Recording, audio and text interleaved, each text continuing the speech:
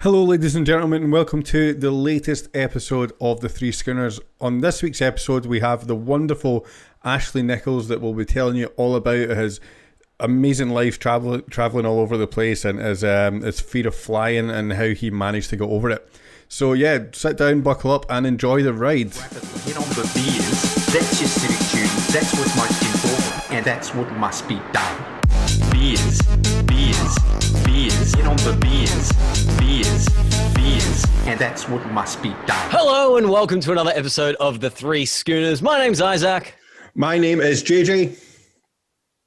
My name is Ash. And we've replaced Dave because unfortunately he did go to his medical trial and did die by shitting himself. What a horrible way to go. So we've got Ash instead. Welcome, Ash. Thank You're you. going to be our third schooner. And to be honest, it's not really that big. The shoes aren't that big to fill. You'll be fine. You got the same hair.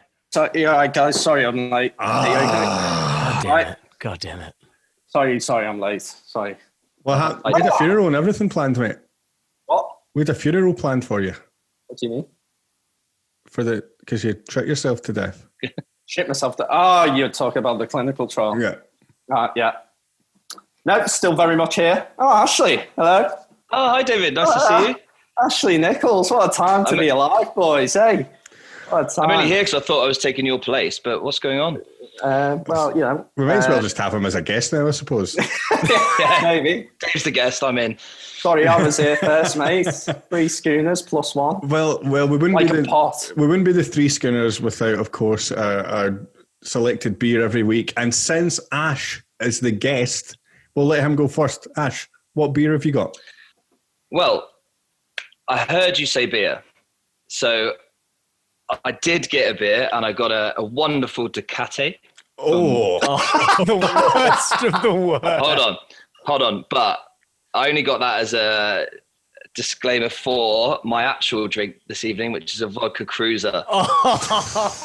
It just gets worse and worse. Are you able to like unguest a guest this quickly? What's the issue? Well, The three schooners and the vodka cruiser. I thought that would be a nice little ring. It's Now the episode title. Jesus. So I have 4 of these. Well, firstly, our audience isn't fucking teenagers. Jesus, I was trying Ash. for Bacardi Breezes, but they no longer exist apparently. Which Really hard is to. a You can shock. get them overseas. Not even down at Ackland Street? No, I honestly, that was my plan. Gone. So vodka cruisers, and it's not just raspberry; it's wild raspberry. Whoa. So, You're in for a big night, mate. Extra sugar. a big night for me. 4 of these, 4.6%. So What, is that actually how much they are? what? Are they actually 4.6? Yeah, absolutely. What? Yeah. That's actually really strong. They're stronger than yours. So What have I? Right. Yeah, there you go. 4.6 It's like, is not really strong. That's like, not you're stronger than laughed at yours. me. Stronger than water. You're laughed at me. Isaac, what have you got?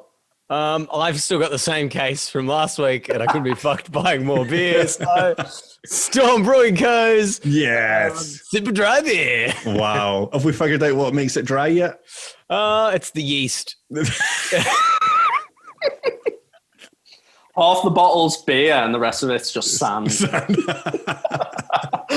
Oh, well, Dave, what have you got? Well, I mean, I'm following in Isaac's footsteps. I've not really been original. I've got 30, fresh fair. Hey. Hey, we where we go. all learned that, Fairfy comes from drinking out of a water trough or something. Isaac said. Yeah. So we had for that story. But where does the name come from? And JJ, over to you, mate. What have you I got? can't believe I'm the only one with a different beer this week. So I got 24 Desperados for my birthday from my mate, and we sat and drank them all. We drank all of them. Right. What the fuck? Of course I got Desperados.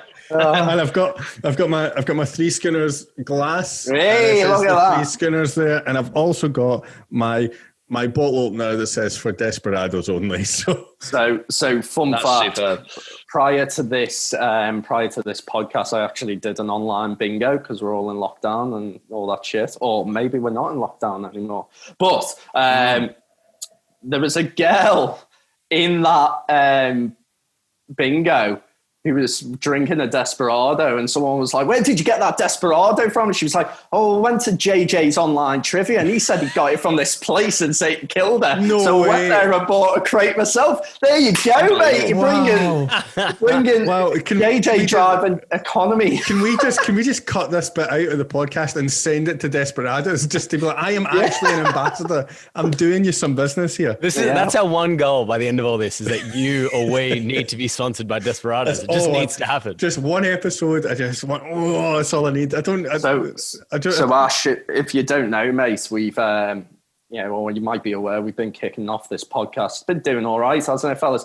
But every week we're not in the market for sponsors, but we kind of make it a bit obvious we want a sponsor. And I know, Dave, what are you aiming for this week? Have you got it on your t-shirt? I can't say, mate. But yeah, how many sponsors do you think we've got so far, Ash? I imagine 0, but yeah, I mean that would be very accurate. Weeks go on. I think give it a month, 2 months. I think probably still 0. Yeah, would be give it 3 fucking years. my guess. I think we should hire Ash as our sponsorship consultant. Oh wow, Ash, you're quite connected, aren't you? I do okay. Yeah, I do okay. But when it comes to what you're after, Desperados, I'm not sure I can help you there. Listen. Actually, Coca-Cola, I have worked for Coca-Cola a few years back. Do you remember when they had those skinny Taste of Summer cans? They were multicolored. Yeah. When I was here about 4 or 5 years ago, one of my first jobs was to whack them in a van, go around and refill these vending machines at all the big train stations in Melbourne. And but they weren't like, they were pretend vending machines. So they were like screens with adverts on. If someone touched them, the Coke came out the bottom. It was free. I remember. So That's the dream, boys. That's the dream. I thought when you said they were pretend, you put your money in and nothing comes out. No, that's the opposite, but that would also be great. But I used to go around 3 times a day and refill in all the sort of big stations in Melbourne. And then when the campaign finished, they gave me about 100 pallets of them to get rid of, and I just went and sold them to corner shops and made some money. Oh boy, I remember. You are like a Del boy, aren't you? Really? Well, I wasn't going to drink all of them. I'm already too large without doing that. So. How's it? Because you famously went on a weight loss competition with one of our friends, didn't you? I did. Yeah, he's downstairs now. I started a lot higher than him, which he always forgets to mention. I was. Can you just explain what it was first? What have you got? Okay, so the competition was purely first one under 100 kilograms. We're both big boys, so it was a bit of a challenge. But I started on 117, which is at the time was bigger than Tyson Fury. So that's not ideal for me. He was 109, but I thought that was a little bit of motivation. And yeah, it was purely to get under 100. The deal was the first one under 100 had to buy the other one a meat and wine code dinner worth $100 plus a bottle of wine, plus the minute that someone went under 100, we had to go to the nearest kebab shop and have a HSP off, just as a kind of winner's treat. Terrible for the loser, because someone from not only do you lose, Australia might not know what an HSP is. So, well, in England or in the UK, it's a doner meat and chips. Basically, here it's called a halal snack pack. Yeah, it's just like honestly like a carton of chips, loads of doner meat, garlic sauce, chili sauce. I put lettuce and onion on, and everyone thinks I'm weird, but I just think it balances nicely. Right? Be healthy. Yeah, healthy HSP. HSP light. Sounds like a bloody heart attack in a tray. Really. It is, but it's unbelievable. It's unbelievable. The saltiest chips in the world as well. It's great. But the whole point was we both like a HSP. We're both very good at eating HSPs. So the reward was HSP off. So it was terrible for the loser, because not only did you just lose $100, you lost the bet, you also have to stuff your face when you're not under 100 kilos. So, and I lost. Yeah, but So has your housemate had the meat and wine co thing yet, or? Well, fortunately, the second I knew I was going to lose, I sent the second wave of coronavirus out, so I wasn't able to take it up. Yeah, it's actually so no, but it's all me. The whole reason this has happened is I was trying to get out of a bet. Yeah, so there you go. It's pending. But no, what annoys me most is he was 101.5 the day before, and he said to me, "I feel like I can get under 100 tomorrow." So he didn't eat, didn't touch water for a day and a half. Went on the scales, took all his clothes off, and he was 99.9. And then took a video and then left and stuffed his face, and he's now 110 again. It absolutely kills me inside. If I recall, weren't the rules that you had to measure it like 24 hours later or something? I could have challenged him and also got under 100 24 hours later, but I knew I was nowhere near, so I just didn't bother. You're too busy drinking your vodka cruisers full of sugar. Yeah, I knew I was still floating. Yeah, I was still 105, something like that. I didn't even. I gave him it. But that's 12 kilos, right? In this little competition. Yeah. That's still a really good job. I love that though. Here's your prize, but you can't fucking have it. Fuck you, motherfucker. Tiny bit of justice in that for me. It was great. Meanwhile, you get the HSP, which you love. So there you go. Who's the real winner in all of this? That's right. Good. So Ash, tell us. Oh, come on. Go on. Sorry, mate. I was just saying we decided to do it again outside of this lockdown. So we'll keep you posted on results there. But I think we're about even now. So fair challenge this time. You heard it here first, Three Schooners listeners. We will, of course, be having live updates minute by minute straight after lockdown. I hope you're all going to hold on by the edge of your seats. We will be taking bets. May the best man lose. Technically. Oh, yeah. That's me then. Right. Thank you. How does that actually feel, Ash? You are our first guest on this podcast. Surprisingly, I don't know how, but you were highly requested. So, and also, Ashley, trying to book you, the busiest man in lockdown. I mean, you don't have a job, do you, or whatever? But you were incredibly hard to get on the show. I think it would have been easier getting Beyonce on or something. It is. We've got her on next week, mate. Well, as long as you can pay me what you paid Beyonce, I'm happy with that. Yeah. She's looking for some of them, the feeling of summer Coke cans. That's all she wants.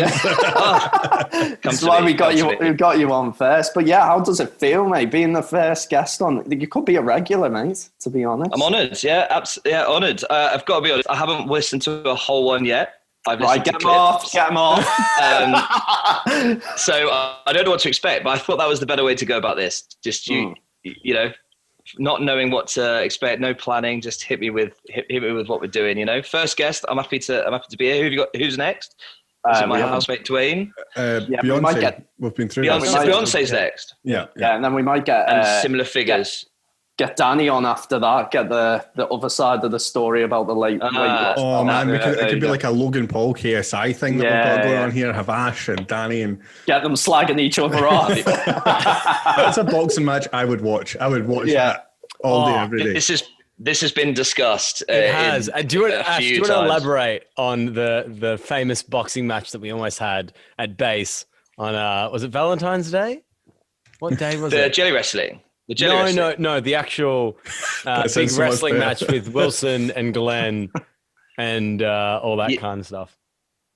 Well, yeah. A couple of the guys consider themselves pretty hard, pretty good at boxing. Our mate Adam just talks absolute nonsense, and no one's ever seen him throw a punch, but he reckons he's the best boxer going. So him and one of the other guys, Glenn, who actually trains martial arts, as far as we're aware, also not seen, so who knows, have been yapping at each other for about 3 years. There's been dates set every 6 months, and it's usually Adam that pulls out or disappears, but this has been going on, what, Isaac, for what, 3 years? I mean, we had the boxing ring booked. And we had the boxing You had a boxing ring booked? Yeah, we had a ref and everything. The last time. And then something. We actually had it proper planned. There was a reason we had to pull out. Something happened. I honestly, I think it was just Adam telling me he hasn't trained again. it was. Wasn't there an issue with the height as well, with the red slats? Yeah. We got have to slats work on out the roof. health and safety stuff, which we've now fixed, having changed the bar. So technically it could go ahead. On that note, though, I have actually trained with Glenn. I did a boxing session with Glenn. Okay, thoughts? He absolutely destroyed me.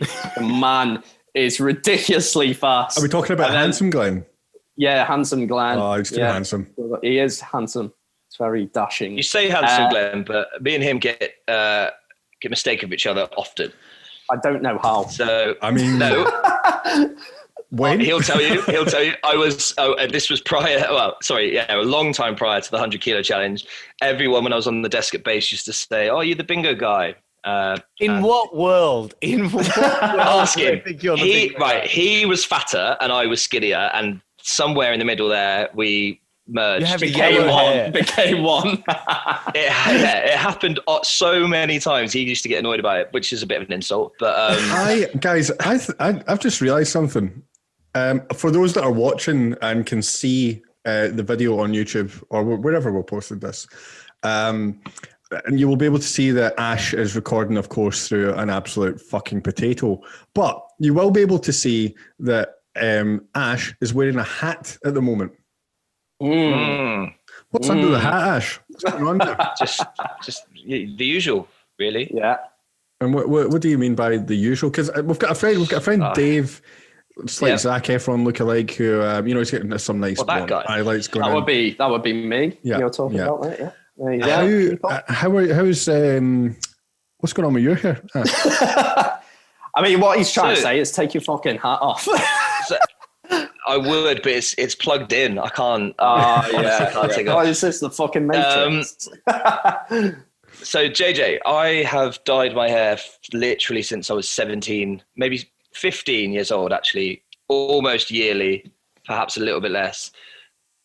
David down there. Oh, right. This is an attack on me. Decided, I knew this was coming, and I'm prepared. David dyed his hair at 30, and because I did it at that period of time, I wasn't quite blonde. He now claims he was the first to do it.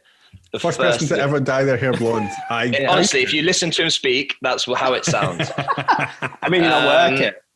I mean, ours compared are very, very different.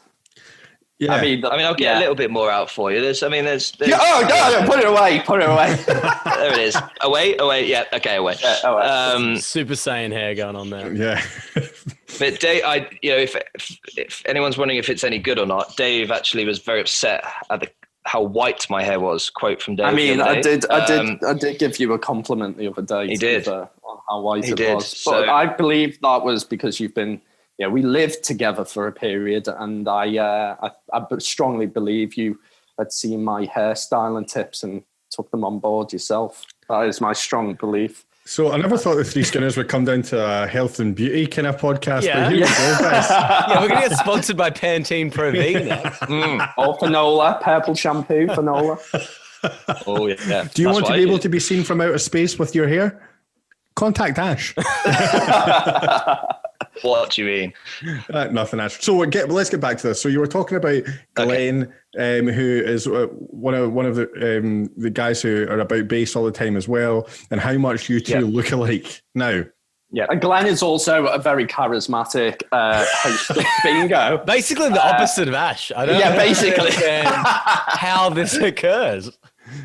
I'd say Ash is quite charismatic. I remember the first time I met him, and I mean, he's all stuck in my mind. So he's it's hard to forget when he's got bloody peroxide dyed hair. You cannot talk. You cannot That's why I do it.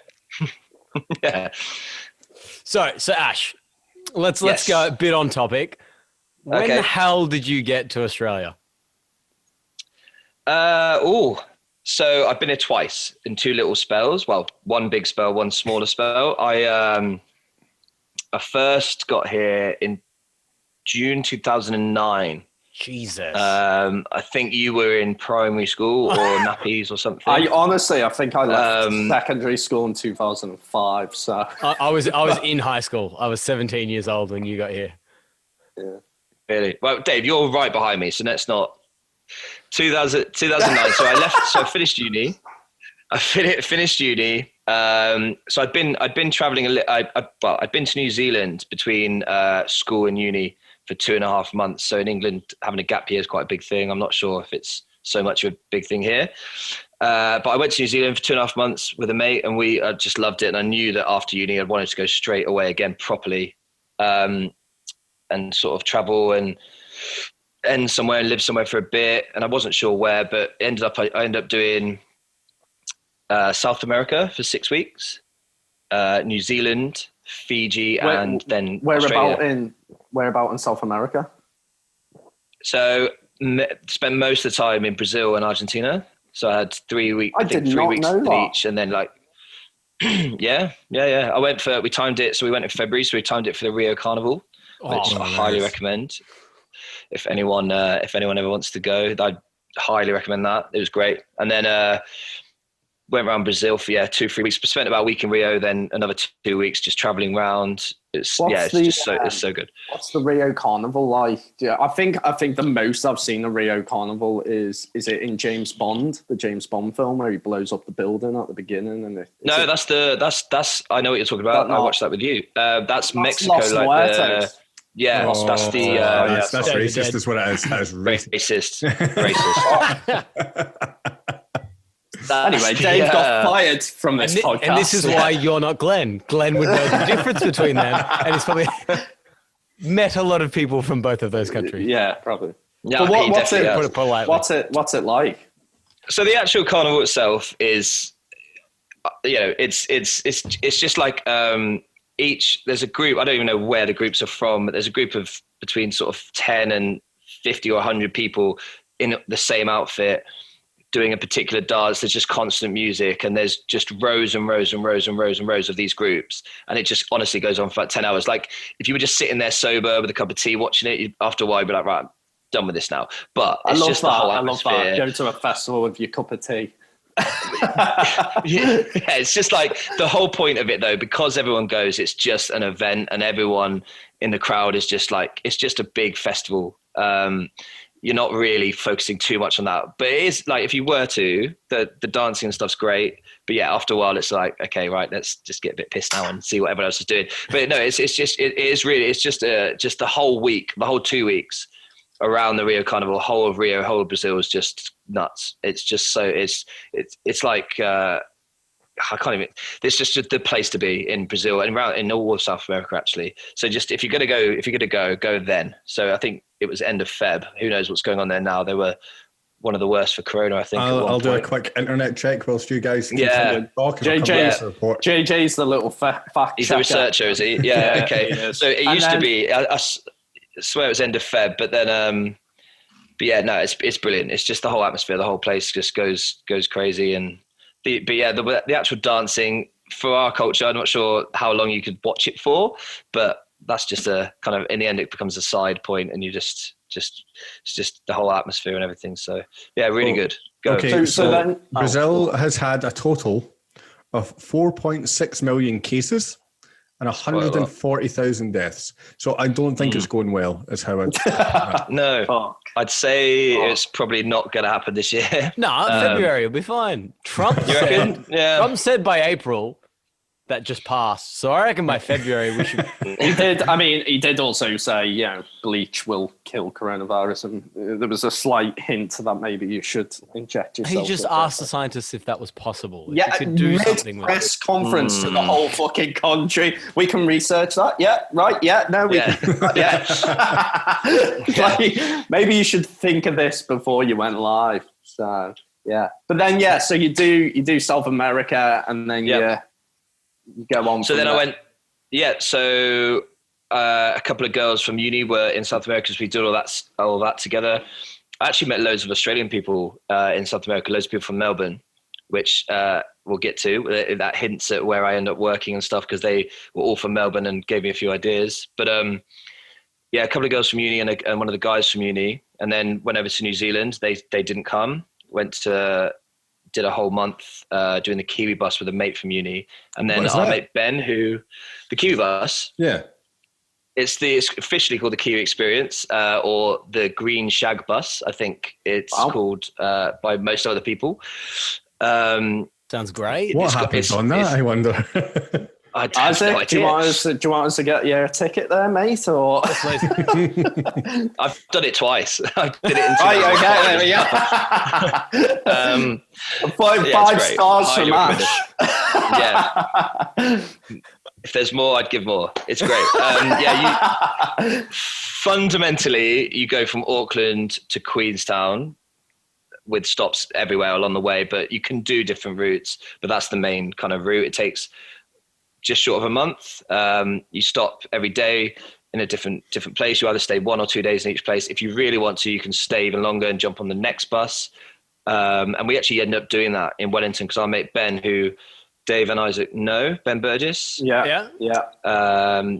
So met him in a bar in Manchester. We were saving up to come away, and we persuaded him to come with us. So he met us in New Zealand halfway through. So we ended up losing our bus, but joining the next bus, which was probably a really good thing to do because by the time you get to Queenstown, they have everyone has like 4 or 5 days there. So there's like 8 buses because there's like 2 a day. There's like 8 buses. So it's just going off and you meet the people. When we got there, we saw the people in the bus that we used to be on and we were with our bus. So we knew like 200 people there straight off the bat. It was great. How big was this bus? Jesus Christ. Yeah, it's like the bus is like 50 or 60 and you often have 2 a day. Wow. Yes, it's honestly, it's great. It's really, really good. And Queenstown, as Isaac will tell you as well, is unreal. Is great. It's basically like St Kilda, but very similar. Just really small town feel. Everyone knows everyone, but it's just a constant party. It's great. So yeah, we did that, and then everyone we met on the bus weirdly had the same idea. Everyone went to Fiji. So there's like 20 of us that went to Fiji. Wow. Which was also great. Very coupley, but just pretty, and it was probably the best thing to do after a month of non-stop drinking, like literally not one day off. Is it expensive to go to Fiji? Is it a pricey place? Is it? It's different. You do this thing. I imagine it still exists. So this was, bear in mind, this was 2009. So I can't be sure, but you buy a ticket for this big yellow boat, and you book a route of islands, and you pick like 7 islands for 2 weeks. And everyone gets on this boat, and then speedboats come when you get to an island. A speedboat turns up, and anyone that's booked that island jumps onto the speedboat. They launch your bags over to it, and then just take you off on the speedboat to that island. And it's kind of like, yeah, it's weird. Like, how big would you say these islands are? Oh, some of them. One of the islands because we split up at certain points and stuff. One of the times was 7 of us on the whole island. Really? Wow. Yeah, but one of them was well known to be the party island. There's a hostel on it. You call it a hostel, but the combination there was one of the bedrooms was 120 people in the bedroom. Sorry, what? Yeah, Jesus. It was called Beach Coma, and I think that's what the bar is called on St Kilda. It's named after it. Did you shag in the 120 person room? 120 people orgy. I did not. Oh! And I know. And I'll tell you why. Well, not the only reason why, probably, but because there's 118 people watching. Yeah, 119 people had sex. Ashes. Yeah. None Does of them anyone need a towel? Yeah. He's the DJ in the corner. Playing Barry White. Thank you for that.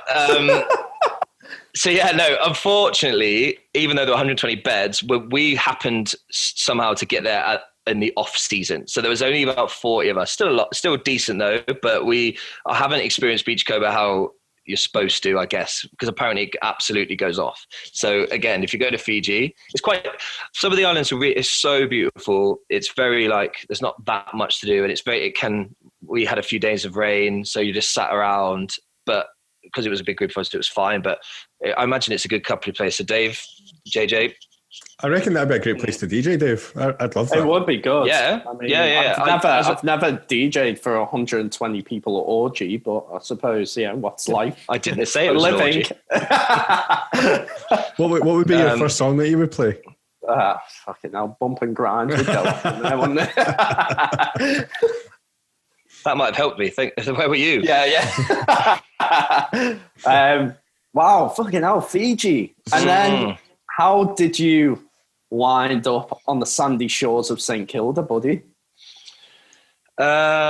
Well, so honestly, there was very little planning in this. I always knew, as I said, been in New Zealand. I knew I wanted to go back there, and I wanted to come to Australia. It's just like the trodden route, right? That's what everyone kind of sort of does. But why we chose Melbourne? So, but after uni, ended up working a bar called Picture and Piano, which obviously Isaac won't know. I don't know if you know it, Dave. Have you heard of it? It's a bar chain in England.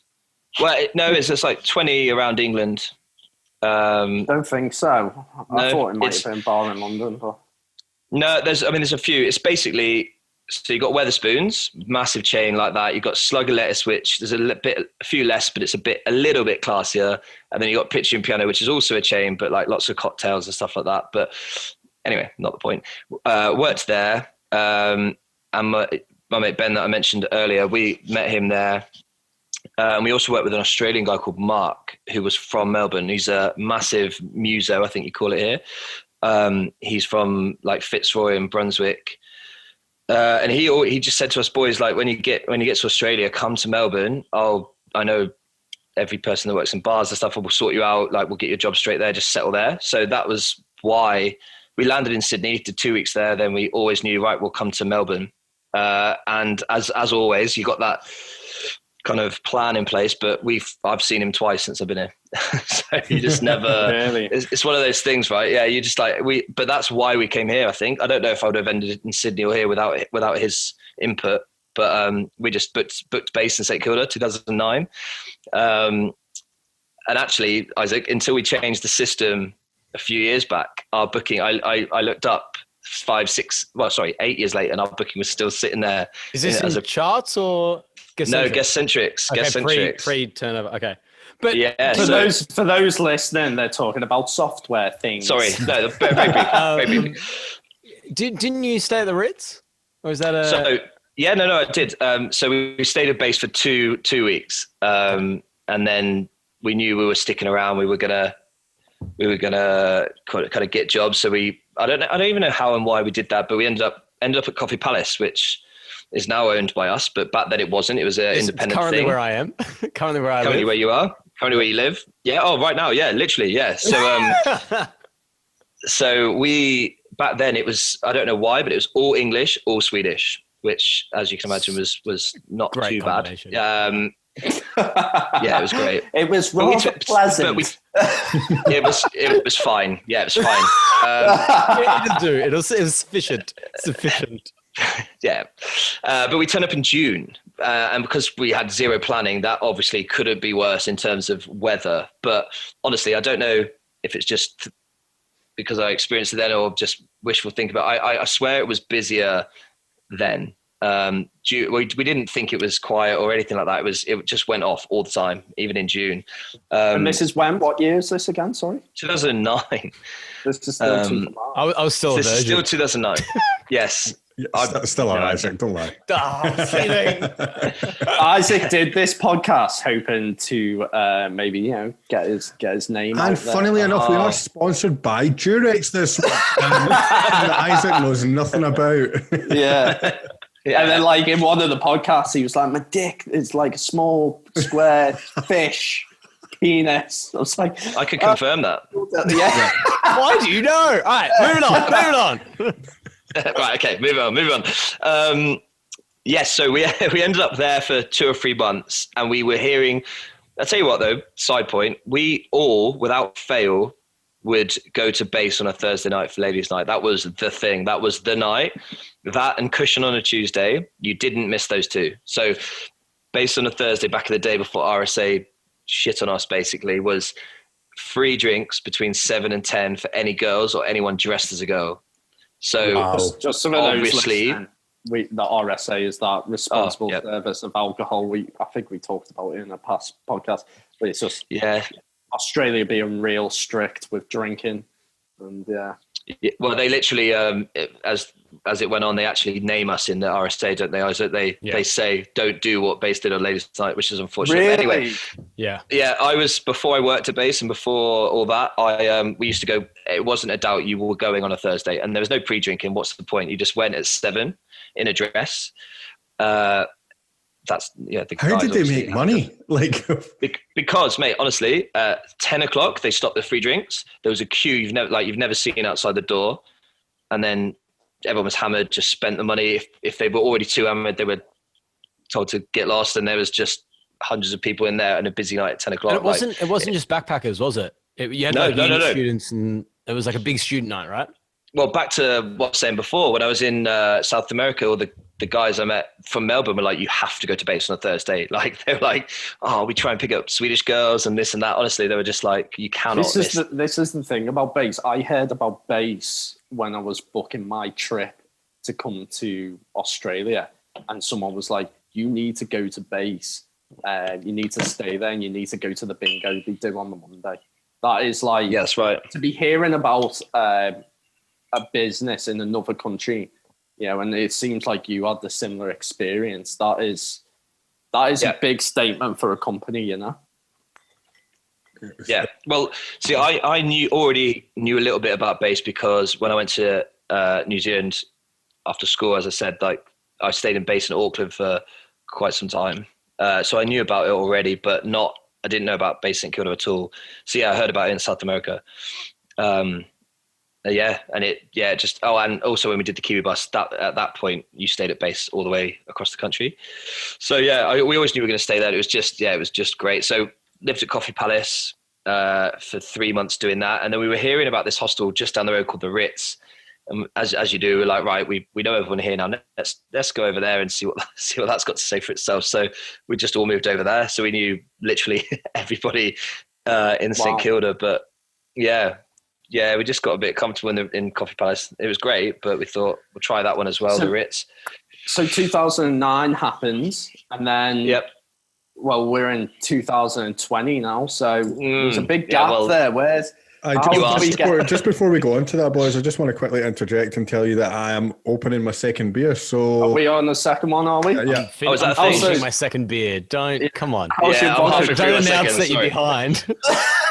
Listen, it's the person in the lead's job to announce where they are. I'm looking specifically at Ash, who seems to still be on his first vodka cruiser. JJ, thank you. Okay. That is 2. Oh wow, Jesus! Watch out, you might get a sugar rush. Yeah. I probably will. It's honestly, I've been like, we'll come to this later, Ash, because obviously we have a relationship and bloody doing heavy drinking and sorry. But what happened in that 140 bed room? Yeah. That's where keep it quiet. Yeah. But yeah, we'll go into that further about how we get people to drink and the things we've done. But being mates with Ash, I've always known him in our friendship of being terrible at drinking drinks. You're quite possibly the worst. Wow, that's a huge call. It's ridiculous. What do you mean by that? You go to bed at 10 p.m. all the time, Dave. Ash is always standing at 5 a.m. You have no legs to stand on. I need my sleep. It's got that beauty regime he told us about. Yeah. I just bathe and moisturizer for 12 hours. Right, so you moved into the Ritz. Yes, I moved into it. Okay, and then we stayed there. So as I say, we didn't plan particularly well. So in Fiji, on our last night, a few of us got together and went like, do we actually need visas for Australia? Like, what do we have to do? So we all jumped on the local Wi-Fi. Like, I honestly think you need one. And there was about 20 of us at this point, but about 8 of us doing this, and we all ended up with different visas. So a couple of the guys got working holidays. A couple of the guys got the 6-month tourist visa, which was a thing. I still think it's a thing. I'm not sure. You had to pay a bit of money. Somehow I ended up with a year tourist visa. It's like, well, ticket, like perfect. Like that'll do. I'll just use that. And only turns out later that that visa means you have to leave the country every 3 months, and I had no idea about that. Yeah. So what? That's mental. Why would they give you a year and then go? Oh, but after 3 months, you have to go home. No. Go to New Zealand, go to Fiji. Yeah, you just have to. Who knows? You just have to kind of show your face at the border and be like, all right, I'm still here. I don't know. But I didn't know that. So I got some sort of notification the day after 3 months being like, you've overstayed your visa. And I was like, what? I've got a 12 months. Turns out I didn't. Obviously, I had the 3 month thing. So I had to go to immigration on Lonsdale Street, and I got locked in. I was like, can I just go to the toilet? Like, no, you can't go anywhere. It's like, what do you mean? And I kind of just blagged it and I said, look, please, like, I didn't have any idea. And they just changed it on the spot to a 6 month, which was very fortunate, because otherwise I was in a taxi to the airport, I think. But wow, yeah, managed to get away with that. But so I had 6 months basically. So we got there in June, had 6 months. So I always thought, right, that works. I'll go home for Christmas and then see what I'm doing, kind of thing. Some of the other guys had a year, so they were obviously going to stay. But maybe sort of a month, 6 weeks before I was leaving, 2 months, I happened to meet an Australian lady. There's love. There's love in love interest. Yeah. De a little facto bit. Visa. De facto visa. Why did I? Yeah, I didn't pursue that. I met her in the sea baths, which we all know very well. Yeah. Wait. I just want to know, did you, so the sea baths are a St. Kilda beach gym pool thing, right? So you're telling me. It's a great description. That accent, man, I did not. I thought he said the sea bards. I didn't know what that was. Like Shakespeare. My accent. A load of bards down at the sea. Fuck's sake. So you're telling me you swam up to this random girl in the water and started creeping on her? Not far off. Was it like something out of Jaws? Dun. They make commercials. Peroxide blonde haircut. Do you know what? I think I did have blonde hair at the time. Thank you, KJ. You're the worst. You're literally commercials about assault are about. Right. Hold on. Let me tell you the story first, and we'll see if. So, do you know the cold jet bits? You know, the little bit. It's just blows a little bit cold. Anyone? Dave? So, like, is that what the water does when you come near it? Yeah. Right. So fine. I'll explain. So there's a cold jacuzzi bit, and me and my friend were in there, and there's a very attractive Australian girl in there. I'm like, well, may as well go and check out the cold jets. And went and sat next to her, and we started chatting, and she told us how we had to run outside. You know, that whole thing. You run into the sea, and then you run into the hot pool. So we went with her to do that. She gave us a lift home. Thought the end of it kind of thing. Oh, might bump into her again. Like, superb.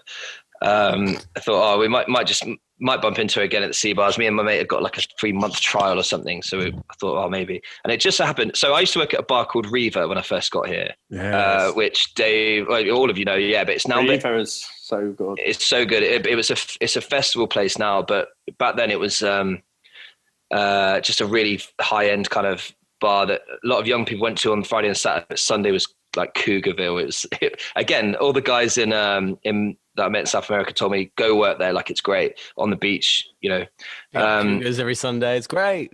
Cougars every Sunday. So I went at work. I literally first day I got here, second day I got here, took my CV there, managed to get working there. And one of the guys we worked with after a shift said, I'm working in a club in the city after this, but they need a few more people. Do you want to do it? So me and Ben decided to do it. It's called, Isaac, you'll know, called Sorry Grandma. Do you remember that? Oh, yeah. So it's now called Holy Moly, which everyone I'm sure knows. Yeah. I know. Yeah. Which is so like, used to be, it's ghetto golf, isn't it, back home? Yeah. It's like a crazy golf place, yeah. Crazy golf, drinking thing. Yeah. But back then it was the revs of the city, I guess. It was open till 10 in the morning, 2 floors kind of place. And we decided to work there. And this was a week later, and I was just walking around picking up some glasses, and she ran up to me. I was like, that's mental. Like, what are you doing here? I forgot that's what we were even talking about. Sorry.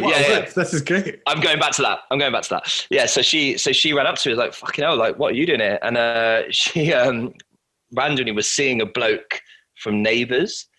the TV show, and she was with him. Couldn't get more. She was with him. Yeah, I know, right? Yeah, I know. And she was, because, she was a bit of an actress and all that stuff, and she was seeing him, but she ran over and like gave me a number and sort of said, "Give me a call." And I was like, "Oh well, if you're seeing that bloke," she said, "No, I'm getting rid of him. I hope." Jesus. His name was Chris Hemsworth. I'm not telling you his name. I'm not telling you his name, but he was on it for a long time, like fairly famous from it. Is it? It's Tony? all right. This only goes out to like Toady. This only goes out to like it was people. Dr. Carl. No, like hang on, Harold. That's it. You do know Harold, yeah, perfect. No, it was. Do you know what? Fine, whatever. It was a guy called Declan who was in it. Declan, if you're listening, get in touch. 2005. He became a singer, and he had a few songs out in Australia, so that was a bit awkward. But anyway, so she did that, and then over time, just things started happening, and I left.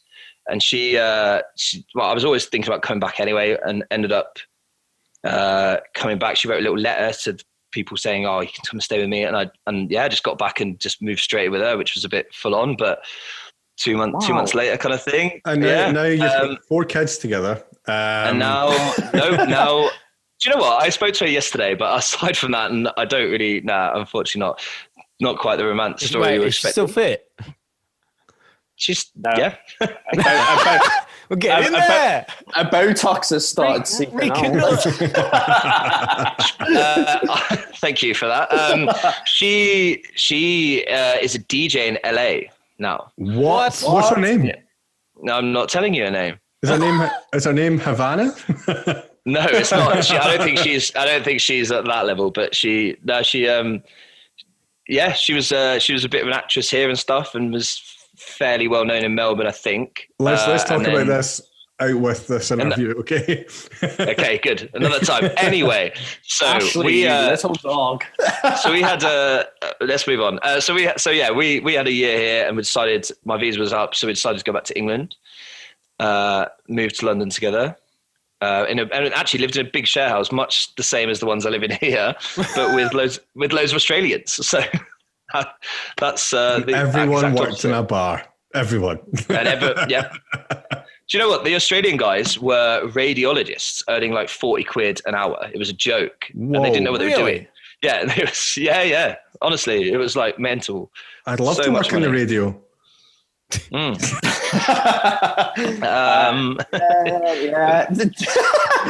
JJ in the radiology department, and here we go. Alvin Harris. No, JJ, we've warned you about this. Get out. Anyway, back to that. Fast forward, like things didn't end up perfect with her. We fast forward again. Ben comes back in. We decided we wanted to come back to Australia a couple of years later. So we're talking we're 2013 now. But end of 2012, I suddenly decided that I was petrified of flying, which put a huge spanner in the works. Well, just me. One day you woke up. Well, either that or you better get damn good at swimming, mate. So, right, so David and I know Ash really well. JJ, you know Ash pretty well. Yeah, he is like to the point that we flew up to far north Queensland all together, and he had to get 2-3 bottles of wine drunk. Yeah, mate, I'd say it was more than that. He was absolutely shit-faced, and he had to play Snap the whole time because he'd been told by a doctor or a psychologist or something that was enough because it was physical. It would distract him from the flying thing. So the whole time he's playing Snap with someone on someone's lap, and then he's got his noise-canceling earphones on top of his normal headphones on top of it's just the most ridiculous. And it was like 3 hours of Snap, and that person had to have their hand amputated. While I'm giving him shit, being like, "Oh, it's a bit rocky." Look at my hands. I'm nervous. my missus, so Yasmin, is terrified of flying. I'd never flown with her before, and we flew to New York once. And Jesus, man! So she sat next to me. You know what? I think everyone knows how everyone sits. That's a given. Cool. She was sitting to the right of me actually, and by an hour in, her feet were behind my head, and she gets so agitated. The Mile High Club. So that's a different story here, JJ. So we had to go to the doctor, get us some.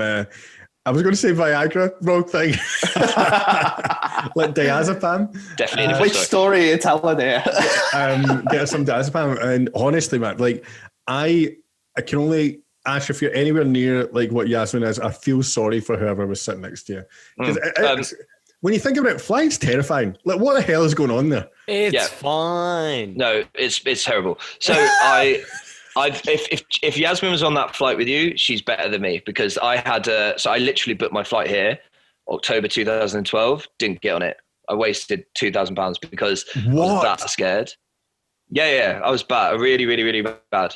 I just weak of just couldn't. Do you know that feeling in your chest? I just couldn't do it. My mum said to me, if there was £1 million on that seat, would you get on it? I was like, no, because I'm going to die. So no, I'm not going to get, like, it was that bad. And you're still like that now, yeah? No. So, I went on a flight with Isaac, so no, and I'm here. So, but I'm still bad, but I can do it. But then I couldn't. I don't know what, I think I know what happened. So that first flight across to South America, I was already, I don't know, I just didn't really, I flew everywhere before that. Like, my dad's in the army, we've lived everywhere, flown everywhere, no issue. I've flown on my own from like 11, not a problem. And I flew from London to Brazil, and fine. And I even we'll quickly blast over this. I was actually late for my flight by 1 minute, and it was in Heathrow Terminal 5, and it had just come out. Or whatever, just been built. Hi guys. Now in the cinemas. I'm gay. Not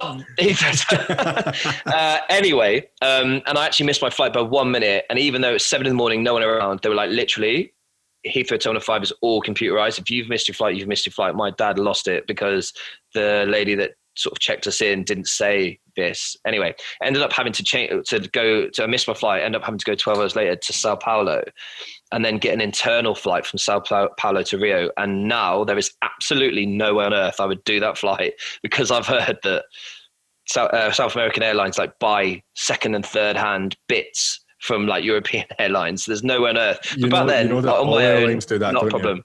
No, don't tell me that, JJ. Move on quickly. It wasn't just that though, was it? I remember you telling me there was something else that made it worse. Well, so it's all sort of weirdly centered about that flight, I guess. So I flew from England to Brazil, all good. I did those flights, all good. But then like 3 months later, Air France flight went from France to Brazil, went into the water, and it was exactly the same plane. Well, not the physical same plane, but the same type of plane, like a Boeing 777 or something, just went into the water and everyone died. And I think it's the first time when I was beyond, above like 11, that I'd heard about a massive plane crash on a commercial flight like that. And I just thought, fuck, like I was literally on that flight 2 months ago. And every time I flew from then on, I was just really nervous, but I was fine. I did it.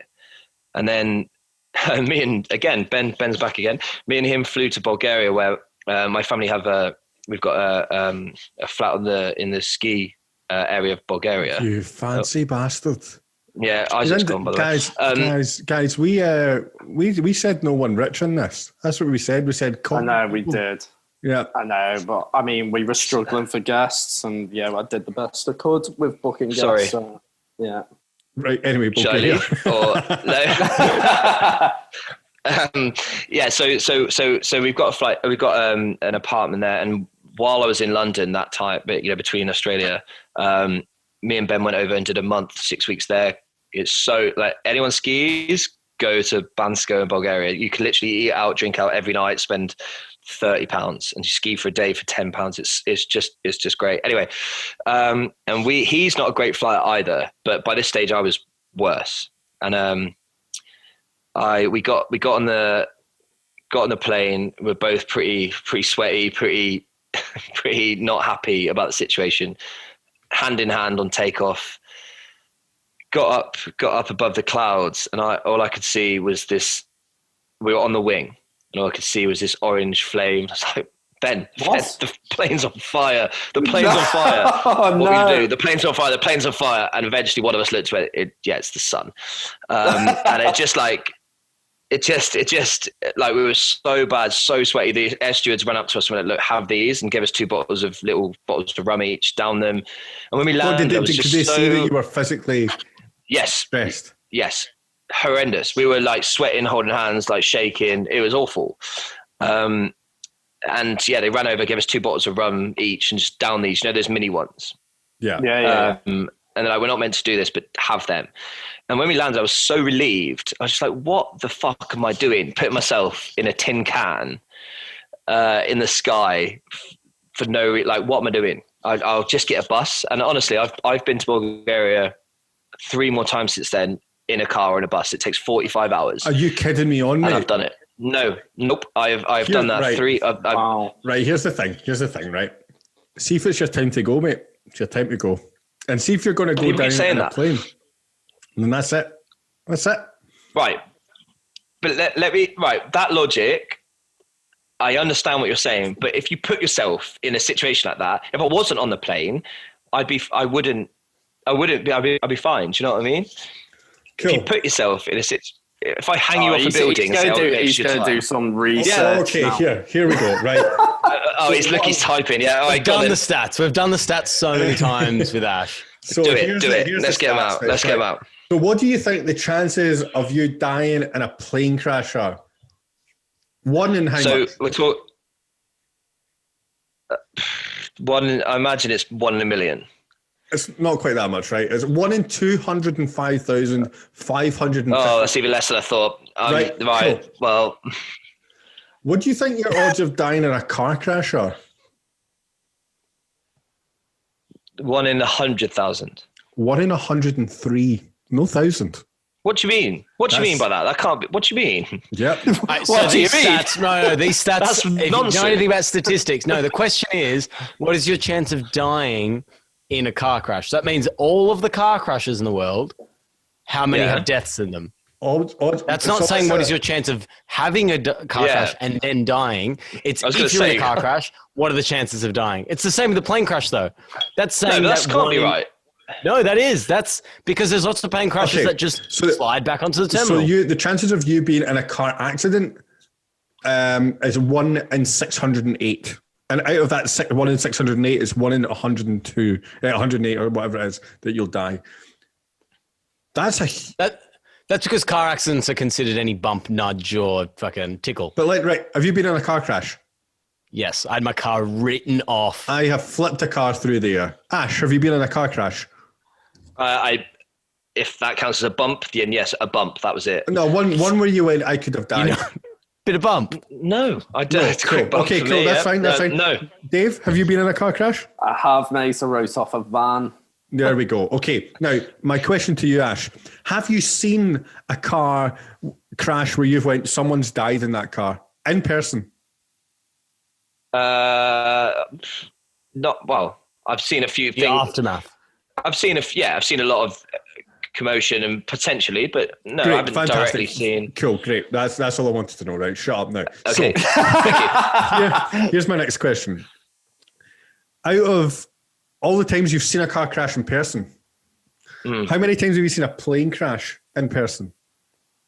I have not seen a plane crash in person. You've not. How many times have you seen a plane? I've seen 1 or 2. Yeah, I've seen it. I'd say up until recently, almost on a daily basis, and not only that, but quite a few of them, when it being at places at airports, etc. And you know what? I've never seen one crash. Ash, your fear is unfounded, and you're the weakest link. Goodbye. Hold on.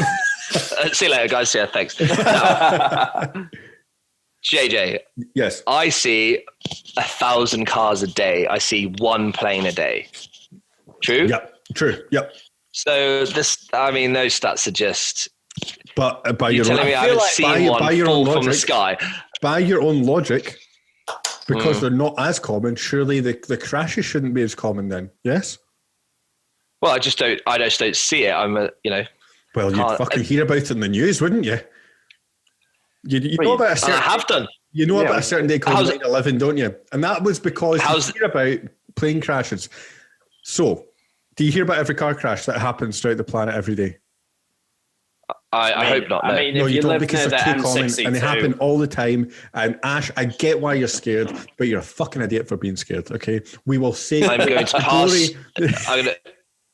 I'm going to pass this video on to your girlfriend, and hope she feels the same about what you're saying. I tell her that every time we get on a plane. She's a fucking idiot as well. He's very supportive. Here's the thing, though, Ash. Here's the plot twist. I myself am scared of flying. You're a joke. I get on the plane because I know that the odds are in my favour. Right, the chances of me going down in a blaze of fucking glory is very, very small. Also, I believe that if I flap my one arm that works well enough, I'll be able to fly away just by jumping out the door. Strong arm. Yeah, that is true. Arm. We all know that. Yeah, so I'll be fine. Anyway, so now you're in Australia and you've got over that flight. No, you was in Bulgaria. I was in Bulgaria. I'd actually, I still don't think you know the extent of my flying issue, because I actually ended up getting hypnotized and I did a fear of flying course. I done that with spiders. I done that with spiders. Really? Yeah, man. Yeah, I was so scared. Yeah, tell me. Go on then, tell me. So, you know, my mum and Yasmin call, you know, the vein that you get in your forehead when you're just like, you're either really angry or it's my rage vein is what they call it. It doesn't happen very often. Unless when I seen a spider, I would. I could honestly. So the first time I came to Australia, I stayed in Perth, and I stayed with one of my mum's friends, uncles, a whole link of weird hamsters, best pals, girlfriends thing. And I was staying in his house, and his house was 3 stories tall, and then it had a garden that was 4 stories down. So technically, like the swimming pool was like in the 4th floor below. And I was sleeping in a room. I was only like 12, so my sister and I shared a room, and 2 beds were facing each other. I remember looking at my little sister and saying, "Good night, Pamela. Good night." And I turned around, and when I turned around, there was a huntsman spider just at me. You know, anyone that's not seen a huntsman spider before, they are massive. They're the most harmless spiders on the planet, but they are massive. I lost it. And I ran, and I don't remember running down the stairs, but somehow in the space of like 11 seconds, I was in a swimming pool, because my logic was spiders can't swim. I've since learned that is not the case. I didn't know that, so thank you. So I got hypnotized. And I remember, was yours the same as mine, Ash, where you get hypnotized, but you don't lose consciousness. It's not that. It's just someone telling you to what. Mine was, imagine a nice place, walk down a nice path. Did you get the same thing? Yeah. And I got the same. I had to pretend I was a superhero, and I had to pretend I was this and that, but I didn't. Like, you expect, when you hear about hypnotism, you expect some bloke click his fingers and you're gonna act like a chicken for the next minute. Yeah, but there was none of that. It was just talking to your subconscious is what he said. Like positive reaffirmation. Just at the end, why are my pants down? But it's not a mouth-based video game. For me, it didn't work straight away. It really didn't. And I don't know if it was either it kicked in later on in life, or because you got it done subconsciously, you think this is going to work. But I just grew up, and suddenly I wasn't scared of the spiders anymore. What was your experience with getting it done for flying? Well, as I said, I missed my flight. It was that bad. So I had a choice, right? I genuinely looked up boats to get to Australia. I was that determined to get here.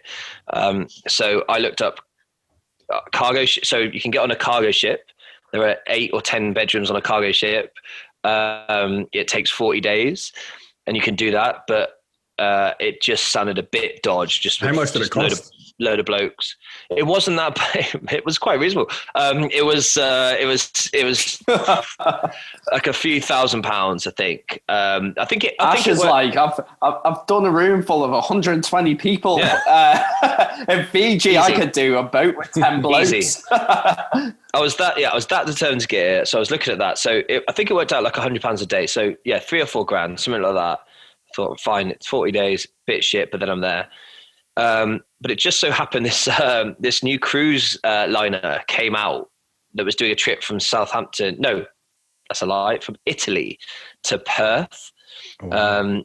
And because it was a bit smaller, no one really knew about it. The price kept going down and down and down. It got to the point it was £2,000 a person, all you can eat, and you stop in like Barbados and this place and this place. And my mate was coming too, so I was like, look, why don't we just do that? Sounds great.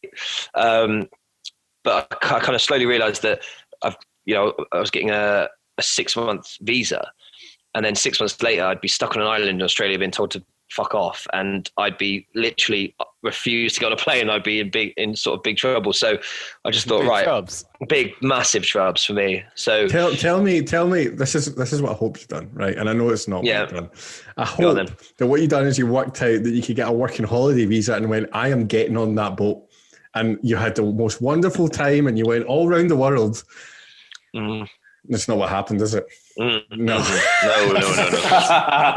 No, absolutely not. So I realized, I needed to sort it out, right? So I was determined. And the next 4, 5, 6 months of my life was literally sorting this out, and I'm still bad. So imagine what I was like then. So my dad's in the army. So we went, and he managed to organize us going on these, like, they're £10,000 apparently a go, proper helicopter simulators, official army simulators. I had the professional guys in there, because the way I see it, right, you can't practice being on a plane.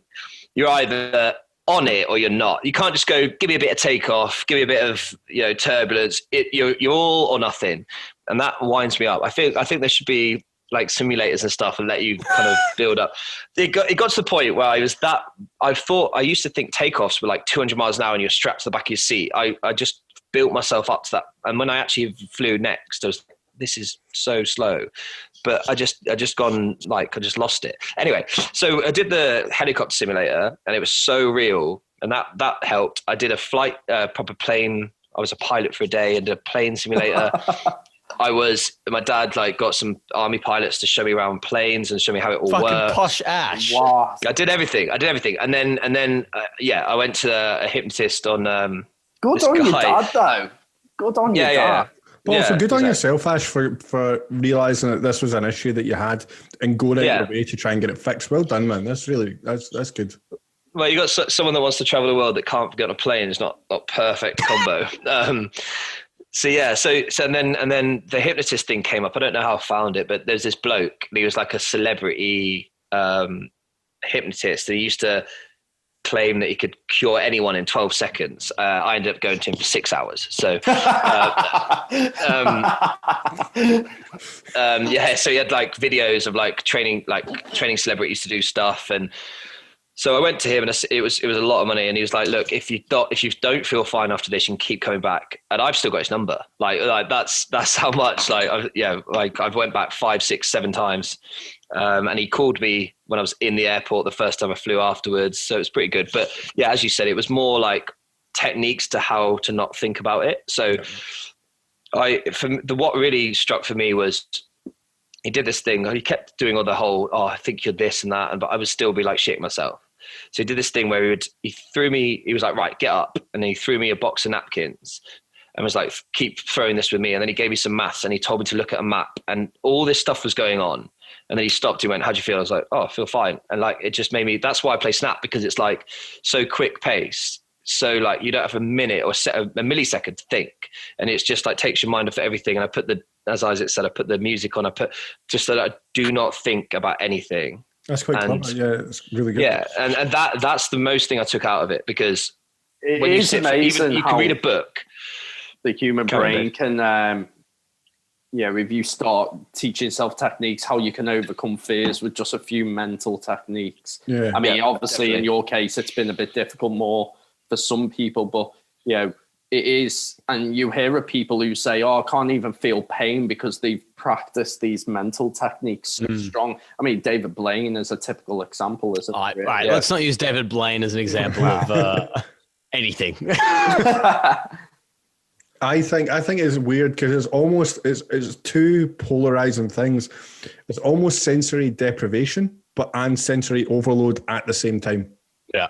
So that you can get through this. And I think, Ash, that's definitely what we're going to call the name of this episode, How to Get Over Your Fear of Flying. It has been quite focused on that, to be fair. I mean, if anyone, you've had pretty traumatic experience with it, and it sounds like you've tried a lot of options more than most, So, well, I've my main one is yet to come. So I also did a fear of flying course, which Virgin set up in England, and it basically got 200 people that were scared of flying in a room together, which you can imagine how that went down. Wait a minute. Did you do the one where they ended up getting you all on a flight and you just done like the big, I watched that documentary. Were you on that? Right. I was on it 2 months before they did the documentary. I knew all the guys on it. I knew all the, and I actually. Right. What is this? Okay, well, what JJ is referring to is there's a documentary called, I think, The Flight or something, and they watched people go through this fear of flying course and then took them on a plane and just saw how they reacted, and they had their mate video them the whole time. Some of them got over it, some of them were terrified, and all the psychologists and things they used, I'd actually been on the course 2 months prior to that. So honestly, if you look it up, I reckon that was December 2012, because I just missed my flight and I'd just done the course. So they got 200 of us into Luton Airport, and they got pilots on, they got psychologists on, they got everything on, and tried to tell us, the main thing they did was, well, not the main thing, but one of the things was like, if you do that, how do you cross your fingers, right? When you do that, how do you do it? And everyone does it a certain way. And they went, do it the other way and train yourself to do it. And immediately you can change it. And it was kind of like, this is how you can change your thought, blah, blah, blah. Literally trying to do this now. Yeah. So do it how the way you do it. And then they go, show off having hands that work. Fuck off. Do it the other way. Oh yeah. Sorry, JJ. Sorry. Sorry, JJ. Moving on. I would love to come in on this one and be like, what is he talking about? Yeah. What are the chances you do a podcast and you're like, let's do an exercise with your hands, and one of the guys My mistake. So also they had pilots explaining how flight works and all that stuff, right? Which I already knew because I've been shitting myself for 2 months and knew all about that. But then they went, right, okay, cool. So now we're going to get on a plane. And we're going to do a lap around London and go back down. So half the people, I'd say half the people were like, okay, I feel a bit better about flying now. Half of us, me included, not like, no, I still was not okay with it. Got to the plane, got on. I was not good. So they have like trainers on each table. There's like 8 tables. So there's someone that used to be scared of flying that now isn't, and they would talk you through it. So I was sitting with her hand in hand, and she was like, right, you have to do it. I was like, okay, fine. And as like, when you pull back and you're on the runway, some lady jumped up, ripped her seatbelt off, was like, get me off the plane, we're going to crash, get me off the plane. Yeah. So everybody lost the plot. That would be so entertaining. No, I was crying, so that wasn't good. I would have fucking loved that. Awful. So they pulled us back to the thing, and literally she sprinted off. Like I don't even think the stairs were down. She was out. And then, I'm not joking, 8, 9 other people just walking off. And I said to the trainer, I'm off. She's like, don't go. Literally crying. Like, she's like, stay. And I did it, and we were fine. But I don't know, I felt proud, man. Like, well done. Yeah. That was a great story. Right. Was she real fit? Is that why you stayed? No. Yeah. I think so. It turns out she's an Australian woman that he met, and the sea baths. Shit, it's all connected. Yeah. This episode is Ash's love life and how he met. No. And that kids is how I met your mother. I think what we should do right now is we should move on to how you ended up in Australia and how we all know you, and then how basically the whole St Kilda know you as well. Okay, so having done all that stuff that we've just aforementioned, I then realized I probably could do a whole flight thing. So I did. So I honestly booked a flight. One of the things I think for me is don't book it into anyone in my situation of being scared of flying, don't book it too far in advance. So I literally booked my flight here 5 days before I came. Wow. The longer it is, the more you shit yourself building up to it. I realized the last time. Booked it 5 days before. So this was now March 2013. Booked it then and well, not to touch back on the flying thing, but here's a little interesting fact for you. When I was in the air, MH370 went missing the same day. I was in the sky when that happened, and we landed in... Obviously, you weren't aware of that, though. Like, actually in the sky. I was physically in Asia, in the sky, at the minute it disappeared. So we went to Singapore. We landed in Singapore, and there was a lot of chitter chatter, whispering. Everyone, like, when I get on flights, I tell everyone I'm scared of flying. Like, those air stewardesses look after me and whatever. And everyone knew. Everyone in the 50 people around me knew. There was a lot of whispering, a lot of chitter chatter. And I was like, what's going on here? Left it. I had gotten a flight with my mate and my mate and her boyfriend, and we didn't know anything about it. Singapore rooftop bar, got back on, a lot of chitter chatter. The second we landed in Sydney, they said, right, a plane just went missing. We didn't want to tell you. This is what's happened. I was like, you actually kidding? Can you imagine? It was the day before. I honestly don't know if I'd have got on the plane or if I'd found out in Singapore. Can you imagine? Outstanding. Like, mate, what are the chances? What are the chances? Fucked. The chance. That's what's exacerbated it. Surely that didn't help. I was obsessed with that thing. Right. I literally watched documentaries. I was every day like, have they found it? Have they found it? Because someone that's scared of flying, like. And they've only ever found bits of that plane, haven't they? They've never found. Yeah. Still don't truly know. So they say. Yeah. So some of the bits, turns out the main bit that they found was actually a bit that gets swapped off the plane. Like, it got a repair. No. Yeah. It was a repair that they got done, and it got swapped off, and it wasn't the bit that was on the plane at the time. It was the bit that got mental. Moved. And, yeah. And also on that, what else makes that kind of creepy is, I'm no expert, but I have friends who are in the aviation industry, and I mean, obviously it's a very vast ocean out there, but apparently the black box, which is orange, which is weird, but the black box, apparently for that not to be found is incredibly difficult. I mean, I'm probably wrong. Surely at the bottom of the ocean, it's not going to be found. I don't know. I believe it's incredibly hard to just. Boop. Well, it's because they send little beepers the off, whole right? purpose, the whole purpose of them is to be found. And in today's technology and everything, you can fucking send. Well, that's why. Have you all seen Lost? Yeah. Yes. It's the Lost Island. It's the Lost Island. Isaac, I'm not kidding. That's what so I know we're not trying to talk about this, so give me 30 seconds. But I'm more than happy to talk about this with you. I think this is great. Yeah. Well, the pilot, they obviously started investigating afterwards. He had a flight simulator at home, much like the one I did. And they looked at his delete history, which you should never do. And what do you mean? How do you look at someone's deleted history? Because if that's a thing, I'm fucked. Yeah, well, that's what I mean. Yeah, don't get the FBI involved. It doesn't work. Delete history is just a minor thing. Anyway, and they saw that he had practiced numerous times of landing on this island in the Indian Ocean, which right this second I've forgotten the name of. It's got like a Spanish name. Diego Costa. There you go. Diego something. No way is it called Diego Costa. Yeah, is that a football player? No, it's not, because that's the footballer. Yeah. It's very similar though. It's just very, very similar. Landing on this one guy. Yeah, just on his head. What is it called? Right, JJ, you're the researcher. You find out. Anyway, right, you guys do your thing. He practiced and then he deleted it, and that is in the Indian Ocean. Pretty much, they worked out. So he flicked off. The story goes, he flicked off Diego Garcia. That's it. And he flicked off his thing between airspaces, between Indonesia and somewhere else. So they didn't know he'd arrived, and they hadn't known. They thought he'd left.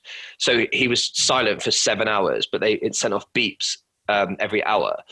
And so it could have. Then no one knew which way it went. That was why they couldn't find it. Right. But what they've worked out is it could have been in the Indian Ocean. That's where they think it was. And Diego Garcia was right there, and he'd practiced landing there numerous times in his flight simulator. Oh my god! Well, so guys, so I'm just looking at Diego Garcia just now, right? It's an American Army base. It's It's a territory of the UK. The UK own it, so it's a UK place. The UK owns everything. That's not a point that doesn't even be mentioned. And it is an army base as well. So there's but space shuttles have landed there. Yeah, exactly. Wow. It's mental. It's mental. But yeah, that happened while I was in the air. I was absolutely obsessed with it when I landed, obviously being scared of flying and stuff. And there's still no one knows what happened really. But I think that could be your calling, mate. That could be you. I reckon you could. What do you mean? I think you could find it, and that will cure your fear because you're going. Oh, could you imagine? This is what the problem is. That'd solve all your problems. They were all alive. Yeah, like Lost. Imagine. Can you imagine? It's like a real life Lost. I'm just looking at this island. This island is closer. I'd say it's between, Indonesia and Madagascar, nearly perfectly halfway. Like this, the island was one of 33 emergency landing sites worldwide for the NASA space shuttle. How the hell are you finding that island? That's what I want to know. That's right. Well, you have to do a lot of training in your simulator, and then you need to disappear a whole plane's worth of Malaysians. That's how it gets done. Exactly. You also see the amount of people that were on that plane that were like specialists in, don't quote me on this, I'll look this up after. It was either tax, it was something to do with money specialists or virus specialists. So this could be linked. COVID. They made COVID-19. It all came full circle. Bam. We've done it. We've solved it. I think we should call Trump. I think Trump has the solution. You heard it here on the Free Schooners.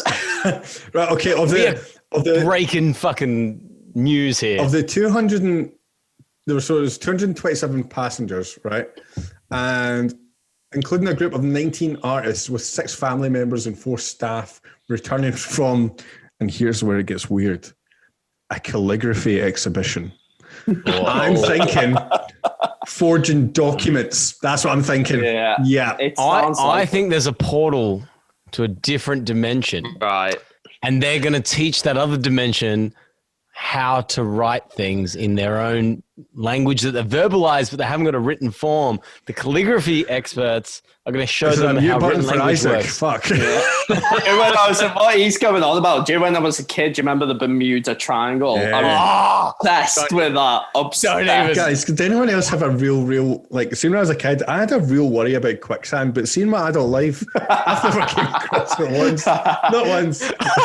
Exactly what you're talking about. I love how you're like, I've got a fear of quicksand, or you did. Ash is just like, what the fuck are you on about? The man who's scared of flying. Come on, mate. Quicksand.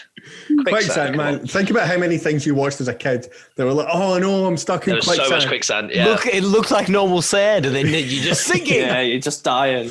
It's never happened in my adult life, so for that, I'm happy. So you've... Let's not do your fear of flying. Let's not do your fear of flying anymore because But you're in Australia. I'm in Australia, yeah. And then Ash, we know you, but you've done very well in Australia. I've done okay. I've done okay. Tell us a bit about how you became. Well, he's done well, but not well enough to get a webcam that isn't a potato. I'm also not even in my bedroom. I'm in someone else's bedroom. He receives the nudes. He doesn't send the nudes. That's right. That's right. So I eventually, as I said, I got on a flight 5 days prior. And I turned up here, I shit you not, with £42. And that was it. Whoa. That's all my hypnotism and the fucking flights will cost you. Yeah. That's what happens when you do that and you don't plan. But obviously I'd been here 2 years prior, had a few contacts.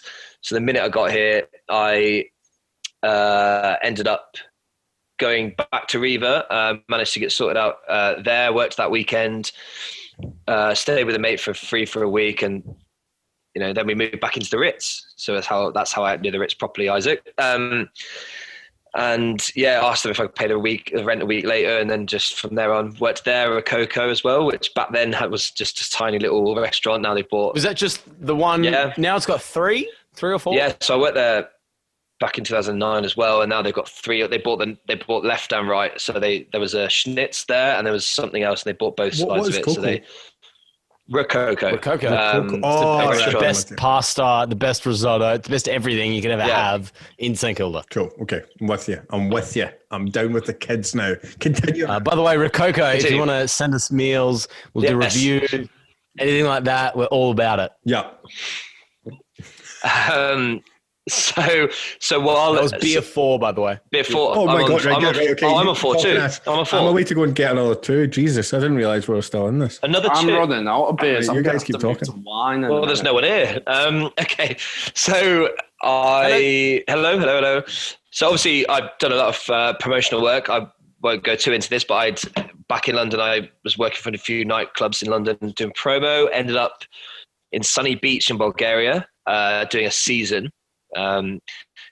Being promotions manager for a nightclub, then moved on to running pub crawl company with there's like 30 of us. It was great. Anyway, so I loved promo, all that side of thing. Can I just interject? Yes. Because I know that you ran a bar crawl there, and we run a bar crawl together. We do. So I'm going to assume that all 30 of those people that you worked with did all of the work. What do you mean by that? Deep burn. Quality over quantity, Isaac. Thank you. We ran 4 pub crawls a week and a pool party and a beach party. I mean, lucky to get you to do one every 2 months. Me? I'm always you. Yeah. Anyways, continue. So obviously, I'd got into that side of things, and I loved it. I love a night out. I love a drink, and that coupled the 2. So I got here. What was I doing? Yeah, I worked back at Riva and Rococo, but someone recommended me to. Do you know people listening maybe not, but you guys know White Bar on Fitzroy Street, White Rooms. So White Bar is by Freddie Wimpole's, isn't it? Which is like an American type bar on the corner, and they do some real cool ale. But that is Fitzroy Street, where they have loads of bars and clubs. Does it still exist? No. It's literally got the name in the door, and it says Felice, and it's been doing that for 3 years. But it's the guys that run Veludo used to run that.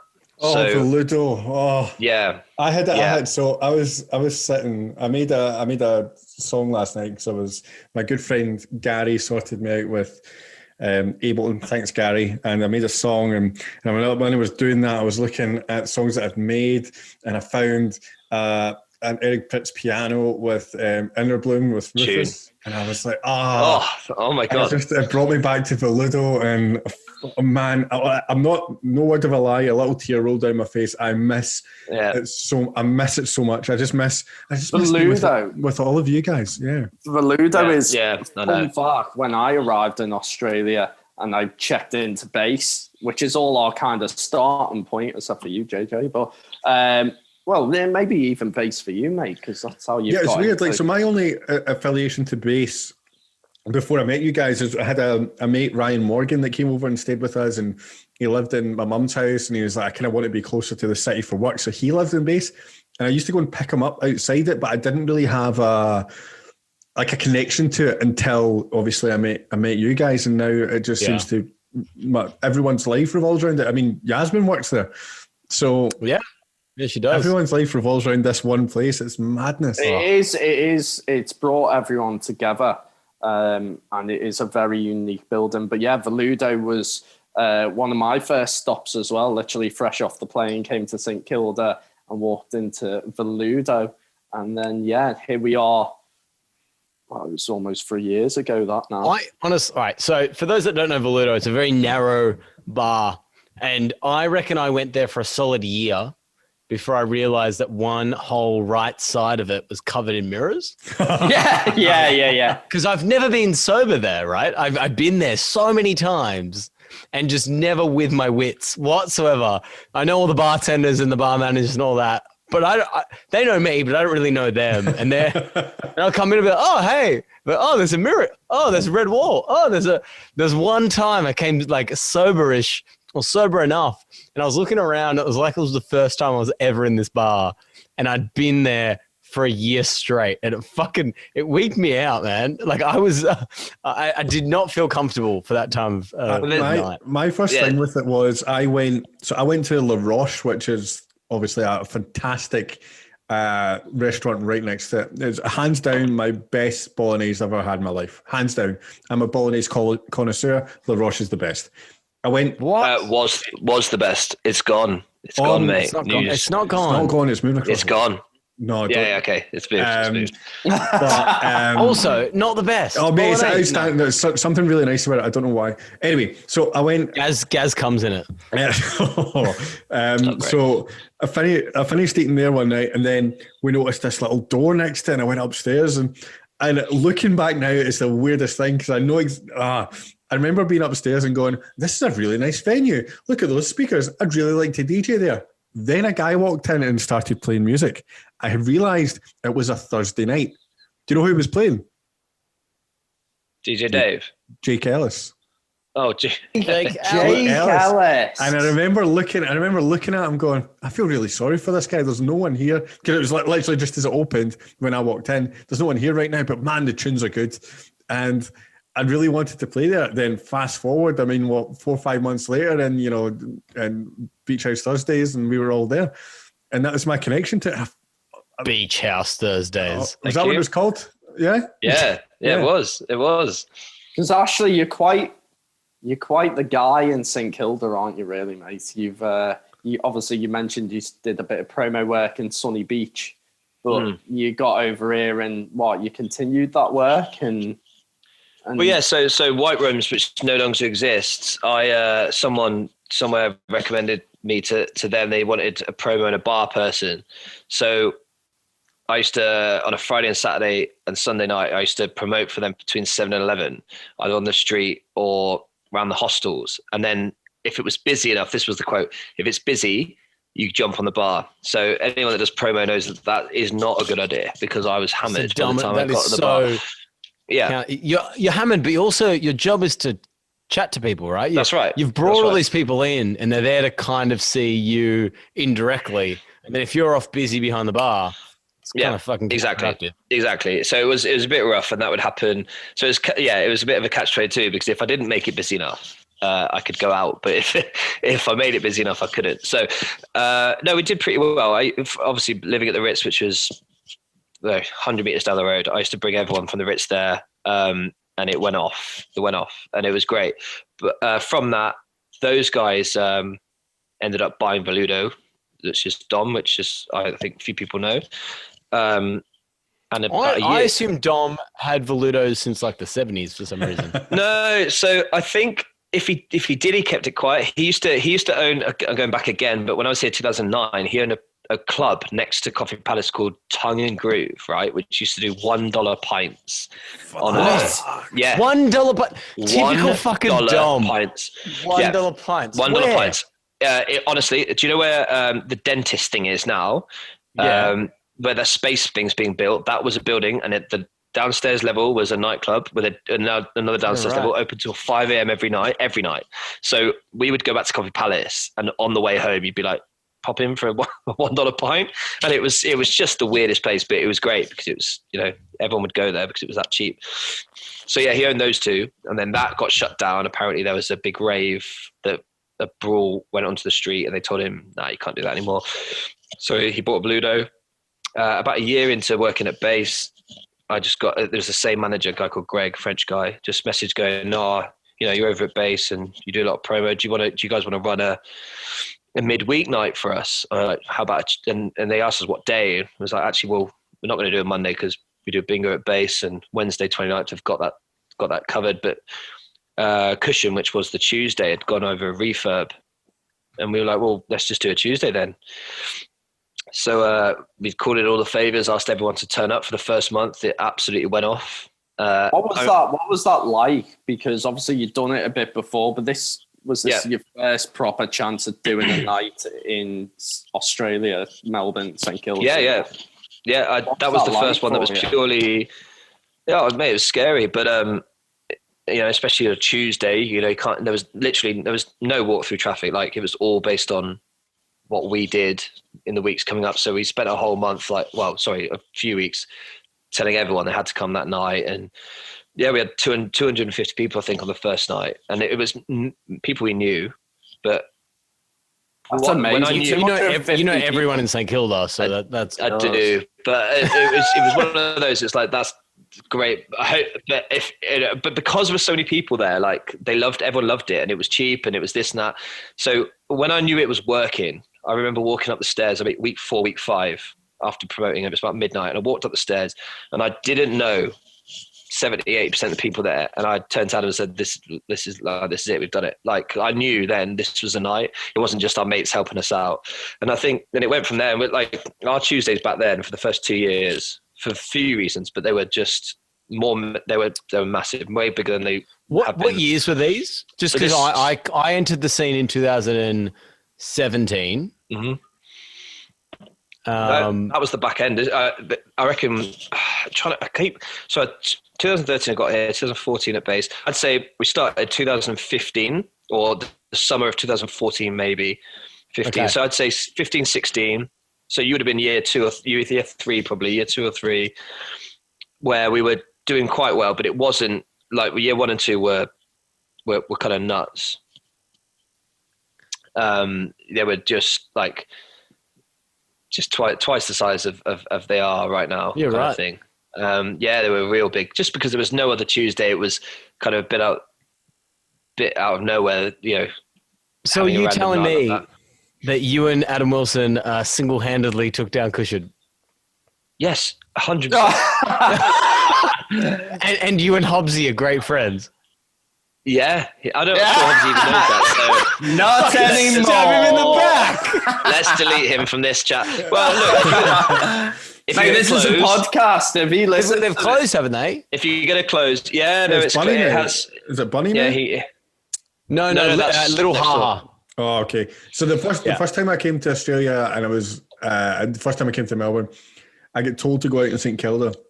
And I ended up at Cushion. Now, the only reason I ended up at Cushion was because in Glasgow, there's a club called Cushion, and you used to go to on a Tuesday night. It's called Juicy Tuesdays on a Cushion Tuesdays. So I went, I wonder if it's the same. And that's what I went to. Just by really? That's crazy. Spelt the same way and everything, yeah. Isn't that weird, though? Because coming from the UK, you know, you wouldn't go out on a Tuesday to turn a big night into, to turn a night into something, let alone on a weekend. You think it'd be easy on the weekend, but on a fucking Tuesday, that is pretty incredible. You need to have a clientele that have nothing fucking better to do. Yeah, students. You've either students or backpackers. That's it. Yeah. So when you talk about back home, you've got people that have jobs and shit. You like I consider myself a backpacker at this point, even though I'm from Australia and my mum lives 20 minutes away. But we, even if we've got real jobs, we're willing to get pissed on a Wednesday night, right? Yeah. But in your real lives, that's not a thing. No. I mean, I've got a real people job. Guys, I don't advise it. Don't try and do a real people job. I miss just being able to get drunk any night of the week. I mean, it doesn't stop me. Don't get me wrong. It just makes life a little bit harder the next day, you know what I mean? But you need that clientele of those people, you know, those people that are going to come out for, you know, a Thursday night, and they'll come out and they'll come to base first and things like that, and they'll go and do, you know, they'll drink all night, and it won't really be any problem for them at all because they've got nothing else to do. I mean, surely that's where you built all your stuff. Well, both, like Dave, surely that's what you done as well when you were. I mean, when we came in, and Ash, obviously, you'll agree. But when we first came together, it was just, it's a beautiful thing, you know. St Kilda for me, and Australia in general, it's a very different thing from back home. I mean, even saying you have big boy jobs over here as well, I just seem like the general attitude. I think the weather is a big thing to help you. Yeah, it really is. It really is. Weather outside is weather. I'm not even messing, but the weather is a massive influencer on your decisions. You know, back in rainy England, miserable England, where maybe 2 months of the year you'll actually get cracking weather. Oh wow, I'm from England. I've got 2 months. Our summer in Scotland's a Tuesday. That's it. That's all we get. But I think the big thing that you're touching on there is like if you've got a normal 9 to 5 day, right? In Australia, especially closer to summer, that 9 to 5 day turns into you finish at 5 and then you've got till like 6, 7, maybe even 8. And you still got sunlight. You still got you can go and do sport or do exercise or do whatever you do in your day-to-day time. And that's what I find really weird about. You got miserable grey. Yeah, and so in Scotland, when it comes to winter, summer, when it comes to June 21st, which is the longest day of the year in the Northern Hemisphere, you can look in the sky and there's still light in the sky at midnight. Easy. That it's really weird to me that it doesn't happen here, and you're like, 8 o'clock at night is quite late for the sun to be out.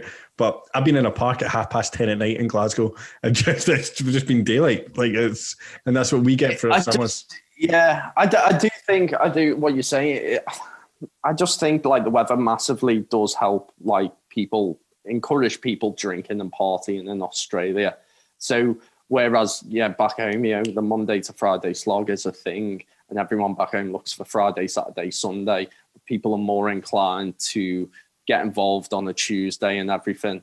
And Ash, I was obviously talking about 29th and all that. The 29th apartment is a tiny little bar in St Kilda, which is renowned around Melbourne. It does incredibly well on a Wednesday night as well. Again, Wednesday night is not a night you typically associate with drinking. And then obviously we get to the weekend where, like any other country, drinking picks up, and it's the people who have been keeping themselves tame in the week. Friday and Saturday is their release, and maybe Sunday for some of them, and that's where, Friday in St Kilda or Friday in Melbourne. I find a lot of people don't really, or from our neck of the woods, won't really traverse to the city. There's that much going on in St Kilda. And on a Friday, again, you'd have the Ludos. And then you'd have, even base was a hot spot. Well, what else did you have on a Friday day? Wait. I feel like this is what Dave's about to do, right? Yeah. He's about to double whammy himself. He's like, Fridays used to be really good because once upon a time, Dave used to run the Friday nights and he made something called Frat House Fridays. It was amazing. Right? So he was not only about to fucking jack himself off there, but then he was going to lead to Ash talking about next level Fridays. So he's got the double whammy of the self-fucking... Great way, Dave. Oh, fucking hell, Dave. And that is podcasting. Yes, you ran a night with beer pong. You did pong in a backpacker bar. Congratulations, Dave. And I did American sports on the TV, which I had to call you up every Friday. Yeah, legit. You did it for 3 weeks, and then the rest of the time it was just like, nah, we'll do it next week. And then you two teamed up together and created a great night. Cool. And I think that's where he wanted to go. Ashley, tell us about Fridays, mate. I mean, we've skipped 5 years, but that's fine. There was a bit of poison in there. There was a few other things. There was a failed thrift shop. God knows. What do you mean? What are you talking about? No, let's go back to that. What are you talking about? Thrift shop? Yeah. He doesn't know thrift shop. Unbelievable. He doesn't know thrift shop. So I think Isaac's going to sort of poo-poo with this, so I'll go first. I bet you had this idea round about the Macklemore time. Yeah? There was a touch of that. 6 months later. 6 to 12 months later. It's a bit later, but myself and Adam, who started the Ludo thing, we thought, base. We used to often talk about base Thursdays, which I mentioned earlier about the ladies' night stuff, which we weren't allowed to do anymore. So we always thought Thursday at base was a potential for a kind of big night. So we all sat down. I think it was me, Adam, Isaac, a friend of ours, Jamie, and Alex, who's the general manager. And between us, in about a half an hour meeting, we came up with this idea, which was... I was never there for the meeting. Oh, were you not there for the meeting? Right, I was not involved for anything other than, here's a microphone. Yeah, you've got to do it now. That's all you needed for. So we sat down and we, no one knew what we were doing at the start other than we wanted to do a Thursday night. And by the end of it, we had this idea, which was, it was a catwalk of people dressed in charity shop clothes But everyone had to dress in charity shop. The best 5 of each or whatever, 3 of each, got up and did a catwalk. The winner won $100 or $200 bar tab or a gift card or whatever. And that was kind of the basis of the night. And everyone was just dressed up being stupid. And Isaac will tell you that it failed in the end, but it did very, very well in the summer. It did do very well. But it was hard work to get all the staff to constantly dress in that way every Thursday. That was my first year of being here. So it was based off of the ladies' night that you've mentioned before, right?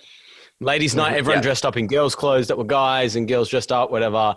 And you did catwalks, you did your things, you did all kinds of games then. And it was all about costume, well, essentially dressing up.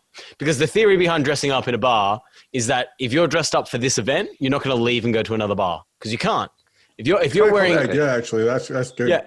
If you're a guy wearing girls' clothes, you can't then go to your local nightclub because it's not socially acceptable. I mean, I do it all the fucking time, but normal people can't do it, right? So the idea of the thrift shop is that everyone was going to wear these ridiculous clothes. They're going to stay there till close, and it's going to be great. And it was great. It was good. It was good. We gave out $150 cash to the guy and $150 cash to the girl, if I'm not mistaken. Is that right, Ash? Yeah, it was something like that. Yeah. I think, it was. And it was weird. So in summer, we have more people. So more people want to do it. But in summer, it's also really hot. So less people want to wear weird latex clothing and put it over their real clothing. So what would happen is the further we got into summer, the busier we'd get, the more people would get involved. So the more we'd delay this catwalk, right? So normally the catwalk would be 11, but at our peak, we're like, nah, fuck them. 1 a.m. We'll make them fucking thirsty. We'll make them want this catwalk, right? They'll all stay till real late. And at 1 a.m., they're all sweating because it's 35 degrees and they're wearing these latex fucking things on top of things on top of things, begging us, being like, oh, can we please do the catwalk? Can we please do it? Yeah. And then Ash is like, yeah. It was just like 2 more minutes. Half an hour later, Isaac, can we do the catwalk? Yeah. 2 more minutes. 3 hours later, we eventually do it. All these concerts. They're sweating, they hate life, and then they do it. But we had some crazy nights there. We had people getting naked on the dance floor. We had people it was just unreal, the things that we saw. But what we found is that we had to give away so much free drinks. Yeah. Like I remember tallying it up at one night, and it was $1,000 retail of alcohol that we gave out for like an $8,000 night. I mean, it's still profit, mate. Still profit. It is. It's a lot, though. Yeah, it's a lot. It is but then eventually, Dave and Ash team up to bring... Oh, what? Have we already spoke about this? But yes. No, we haven't. I don't think we have. The team up doing the whole double dip thing. to bring something known as... Ash. I mean, we something that was on the next level. Something that was on the next level after that, and potentially the next level after that because it was on the 4th floor. But so we talked about it a little bit. But Ash, I think I'll pass it over to you and do the honors. What this is? So I met Ash when I checked into base, and we've all done that, and I became friends with him. And by this point, Ash, you were a very big deal in the St Kilda scene, and you worked alongside festivals in the area like Defected and shit like that, and I was like, this guy, and everyone knows Ash, and I was like, this guy's kind of fucking cool, and he keeps weirdly copying my hairstyle, but I'll give him that. But we've done this. I remember working for you for a little bit for promo. I just needed a bit of extra cash, and you were like, do you want to do a couple hours here? And then I like to think you saw the beauty in me. I had the gift of the gab and all that, and I went away, did farm work, came back, and I was like, Ash, I wanted to get more involved in your promoting. But the way I looked at you, man, was you had so many fingers and so many pies. You had, you were always doing something. I was like, that is the place to be. You back home, I had a very, very simple life. It was go to work Monday to Friday and then drink on the weekend. But there was a bit more to it over here.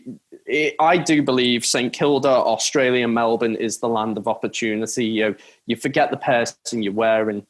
Yeah, I started working with you a bit more. I wanted to be a bit more involved. And yeah, where did we go from there, mate? You know? I mean, yeah, I think, I don't know. I think, yeah, doing the one night just proved to us that, you know, we knew everyone in the area. We knew we knew what we were doing, and we could build from that. And then along the way, yeah, you'd done a few bits for us, and knew that you gave a shit, which often people jump into promo. You know, a lot of people think, oh, I could just do promo, I'll do a few hours, you know, and they don't give a shit, or they're not very good at it or whatever. But, you know, you could obviously see that you were neither of those things. So when it came to it, and then you suddenly had this interest to rejig your DJing stuff so it fit perfectly. And things happened we were doing another Friday the year before. Things happened and there was an opportunity and got you on board, and it's grown ever since. Yeah, you've done a great job. I've got to thank a lot to you because of the Poison. We started doing Poison as well, which was a nightclub on Fitzroy Street, which had just opened. And I remember you approaching me, and I'd done a bit of promo work for you, and you were like, "Hey, let's this club's opening." I've spoke to the guy. Now, remember, we tried to help them the first time round, and it didn't go that well. It's all very well us sitting here going, promo's great, you know, you can have a great time, you can drink, but there is the ugly side to it, the long hours sometimes, and the sacrifice to make. The long hours? It long can hours. Be long hours, especially launch nights. Yeah, I mean, the first month of a new night, you have to give it your all, and then you can have a few drinks and just relax. But yeah, sometimes they don't work, but so far we've done pretty well in the area. It's just for me, it's just really noticeable how different, or how in Australia promotional work is so rare. When I touched on Sunny Beach before, there was a square, I'm not joking, 100 meters by, not even 50 meters by 50 meters, and there was 120 of us in that square. If someone tried to walk through that square, they were dead. They got stopped by 15 people minimum. Everyone, come to this, come to that. Like all of us doing it, smashing it. You come to Australia, you just don't see it. Like clubs and bars are hidden. Like you have to look for the address online. It's just like such a different thing. It's very odd that there's no like PRs. That was where I nothing. Nothing. Break into nightlife is that I got asked to be a PR for a club called Garage in Glasgow, and you would walk down the main street in Glasgow. It's called Sucky Hall Street, and you'd walk down there and you get every 2 minutes to be like, here's some free passes to here, blah blah blah. Right.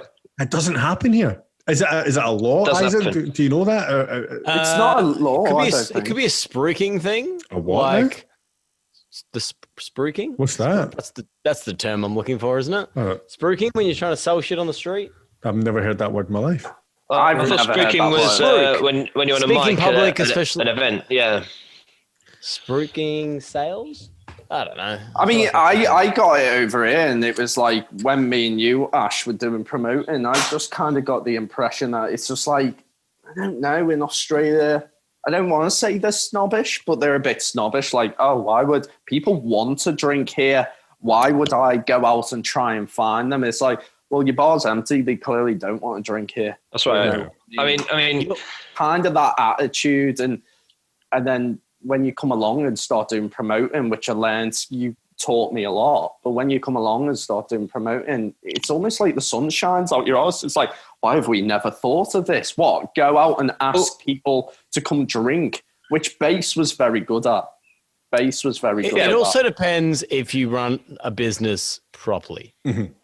Right? So if you're running a business properly in this country, you've got to pay a minimum wage, and in certain awards, especially in the hospitality industry, like you're essentially got to pay someone at this point, if they wouldn't be part-time because it's not set hours, so they have to be casual. It's like a minimum $28 an hour to do walking on the street. For anyone, and then there's also laws. Listening in the UK, you heard that right. $28 an hour. Now, my mates in the UK get paid a minimum. I think it's like £7 an hour, which turns out to be like lower. Like $11 or something like that. Yeah, that was another massive thing for me over here. Is like I worked in a bar on the side back in England, and you're getting paid £7.50 or whatever to do a bar job. And when I try and explain it to Australians about the difference between life and wage in the UK to life and wage in Australia, I'm like, well, picture this: in the UK, you couldn't work in a bar and afford rent on a flat. You couldn't do it. If you did it, you'd be very living hand to mouth. Yeah. Over here in Australia, you can work in the bar, get paid fucking almost double, if not more, here than you would in the UK. Yeah. If you're casual rent, here, you can easily save. Tons. Yeah, you can easily rent. You can easily save. Yeah, you can easily have a good time. When I worked for it's crazy. So I currently work in the railways, but when I started in the railways, I was a casual worker. I didn't have a contract, and if I worked, so we had jobs that happened at the weekend, and if I worked at the weekend, I got double time. There was weeks I was walking away with $3,000 a week because I was a casual worker. Yeah, and it was insane. Like, and they would just go, "Oh, there's some overtime coming up at the weekends." I'd be like, "Yeah, cool, whatever, mate. That's fine. Let's do that." And that's the difference. Like in hospitality, as well as I've just talked about you working a normal week. In Australia they do time and a half. Double time. If you're in hospitality and you work after midnight, you get time and a half in some businesses. Yeah, hospitality. How many times do you work after midnight in hospitality? All the fucking time. Yeah. And this is the thing I realized quickly when I got here. Australia seems to, you might disagree with this statement if you're an Australian listening to this, but Australia seems to value their workers more, or they value the work they do more in terms of money. Going. Isaac's gearing up to fight me. I'm so ready to have a all right. No, we don't need to. No, we don't need to do that. Let's start wrapping things up here, guys. Yeah. Because we've been talking for a while, and there's nothing to say that we can't have Ash back on another time because he's been excellent. The stories we've got out of him have been great. I'd just like to quickly finish off the story of Next Level, and that's how essentially all of us came to know each other. That I feel like I might be the missing piece to the puzzle there, because you guys would have known each other through that. Before that, but that's how I came into this. Well, you're not wrong in saying that. It's definitely, you're not the missing puzzle. It's like through Next Level, we've all became closer, and through Next Level as a source point, we've created this podcast. Yeah, I had to bug Ash every Friday for more drink cards. Is that right, Ash? So we definitely became closer. So Isaac has this thing. I don't know why he does it, but you tell him you have to be there before a certain time, before 1 for the bar tab, and he would turn up at 5+1 every time. 5 to 1, come on. 5+1 just to annoy me and see if he could push it slightly. And we'd bend the rules for him, and he would then it would be 10 past the next week. But yeah, no, I mean, that's how we met, JJ. And it's the first time me and Dave have done real events together. I can honestly say I really do miss the boys, and I can't wait until we can get back to that. We're hoping to do we talked about this in the past podcast, but we're hoping to do depending on how restriction they use, but we're hoping to do a rooftop live stream type thing, and it'll be just the same. Yeah, I can't wait. I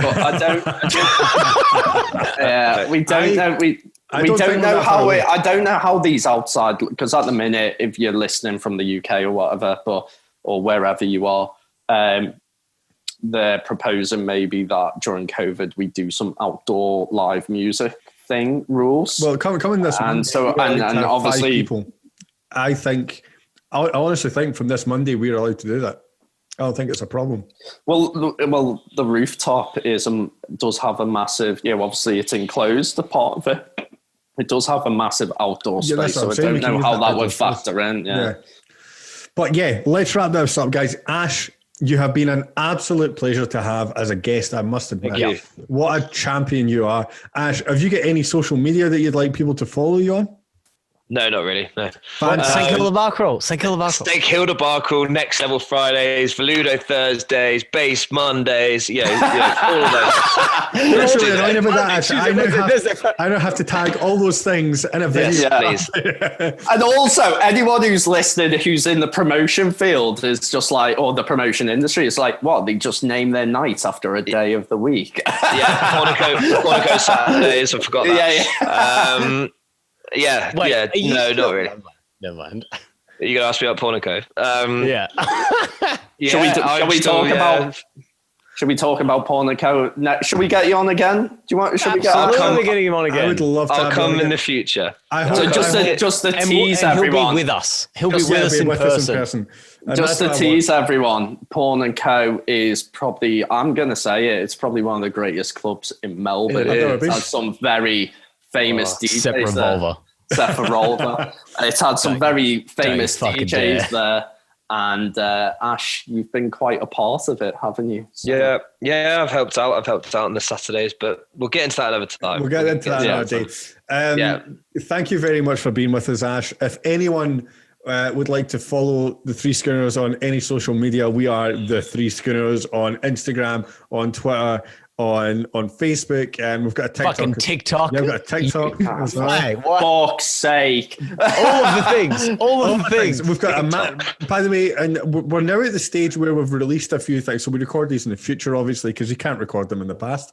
And we're now at the point where we're 2020. The amount of listeners that we're getting on our podcast. And boys, may I say, I'm very impressed with how we're doing.